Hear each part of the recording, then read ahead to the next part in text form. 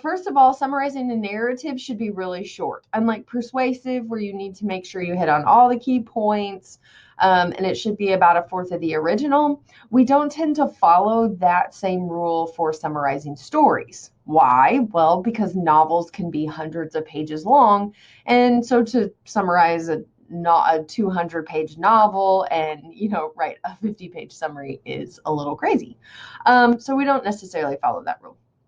Typically, we say for narrative that you keep it to a page or two. Okay, so it needs to be fairly short. Now, what do you put in it? Two things. Number one, who are the main characters? And number two, what are the main events that happen to them? Okay, so instead of looking at thesis and main ideas, like we did in Persuasive, what we're looking for here are the main characters. So we're not going to spend time talking about supporting characters, the major conflict that they face, and then the main events of the story that surround that main event.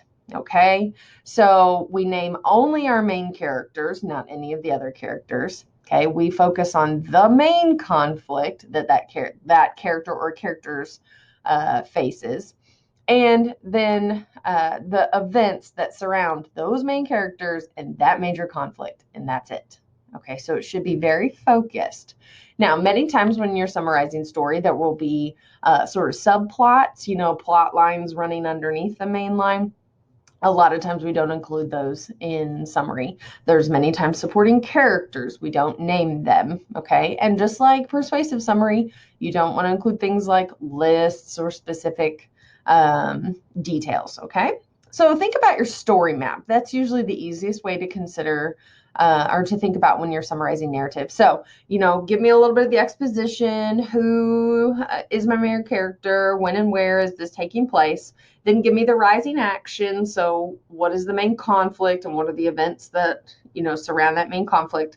And then the climax, where is that conflict resolved? And then, the resolution, how does it finish? So when you are summarizing narrative, you should give away the ending. This isn't like a blurb you're putting on the back of a book, okay? And this isn't like, ooh, a movie trailer.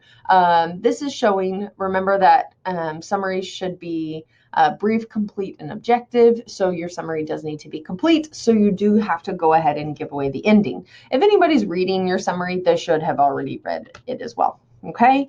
So the main thing to keep in mind here is we want to connect main characters with main events, okay? So only focus on those things. Keep it very simple. Stay focused on the most important part, and you just have to cut away a lot of the rest. All right, so that's what you want to keep in mind when you're working on summarizing narrative. All right, have a good day. Bye.